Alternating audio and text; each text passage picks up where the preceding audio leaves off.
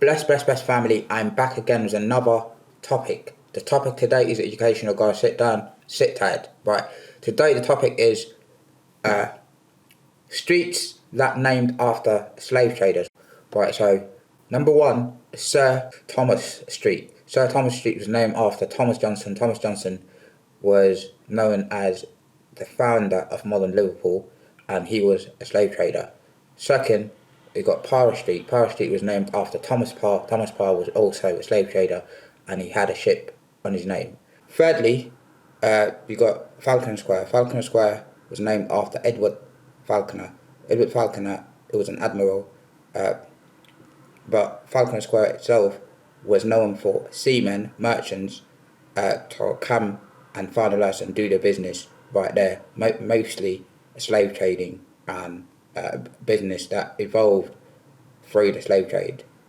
Another one, you got Roscoe Street. Roscoe Street was named after William Roscoe. William Roscoe himself was an abolitionist, but his forefathers were implicated in the slave trade as well.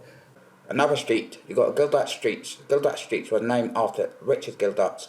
Richard Gilbert was mayor of Liverpool 3 times. He also gained his monopoly and through the slave trades, and he was a businessman. It was a huge one. Also, you got Gladstone Road. Gladstone Road was named after William Gladstone. William Gladstone himself, he came when he was 13 to Liverpool. He came from Scotland, but his forefathers and families also got involved in the slave trade, and they made their monopoly off of that. Blondell Street. Blondell Street was named after Brian Blondell, was also a slave trader. It was heavy. Do you know, if you go to town, Blondell Street just right by the port as well. Also, you have Cunliffe Street. Cunliffe Street was named after Foster Cunliffe. Foster Cunliffe was a clergy, was a businessman, was a slave trader. He was also a business partner with Thomas Johnson, and he was a mayor of Liverpool 3 times. Another street that you may know I've fought with as well, guys, was Boulder Street. Boulder Street was named after Jonas Bold. Boulder Street back in the day was known for ropes. That's why the area today they call it Roadwalk Square. So if you go right now, I think it's very vibrant. A lot of people go there on, you know, businesses, leisure, everything, and Boulder Streets. But back in the day, what was named for, and there was a lot of slave trading has been going on at the time. So also at the corner of Boulder Street, right before you go to Church Street or Lauder Street, there was the Lyceum building right at the corner. At that time, a Lyceum building, that place used to be a gentleman club for slave traders, right? So also you got Penny Lane. Penny Lane was named after James Penny, was a notorious slave trader. He gained all his monopoly. Today, what you look at today is basically is a major tourist attraction and stuff like that, guys. Also got Cropper Street. Cropper Street was named after James Cropper.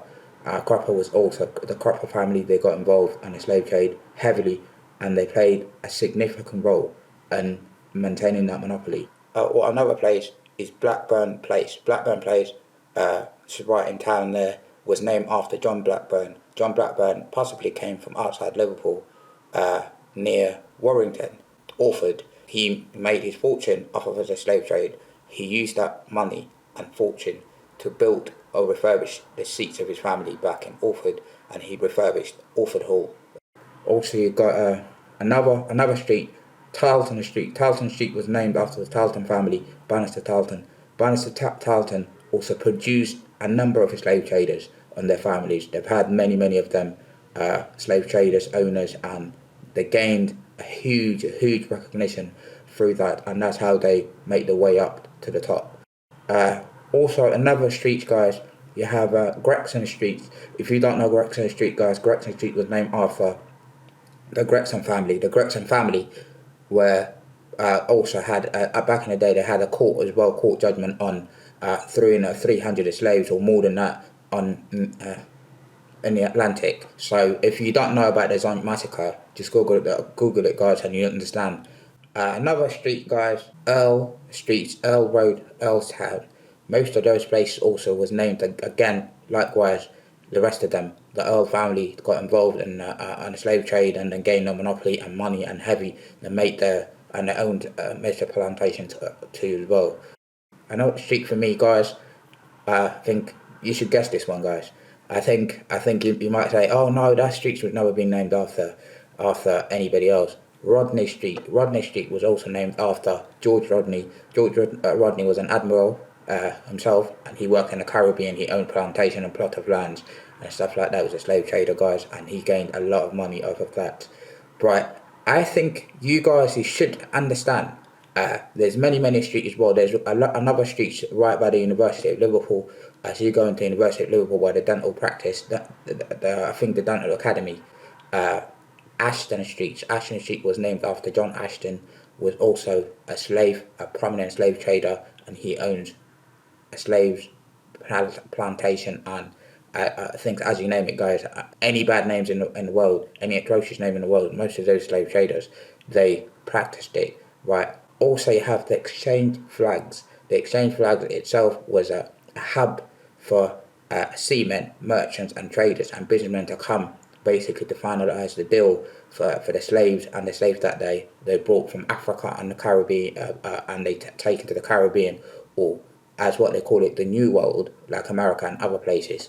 And why I'm saying this today, guys, because saying that there's a campaign in Liverpool City Council, they want to change the names or the street names or rename the street names.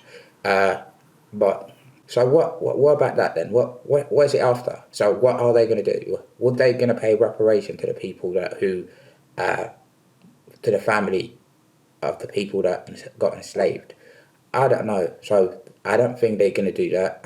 But renaming the street itself, I think investing too much money to wipe out the slave traders, the slave owners, because all of them they have names and they've got people right now. They've got their families, the many families that connected to that today, and they are uh, businessmen, and that are the name of the city. That's why I think they're trying to rename the streets. I understand it's a good thing to rename the streets, but why wouldn't you leave the streets there for educational purposes, and at the same time put uh, try to put another name of streets in different places for the people who campaigned, or for the abolitionist or the historian that will actually uncovered the slave trade history and things like that in the city of Liverpool.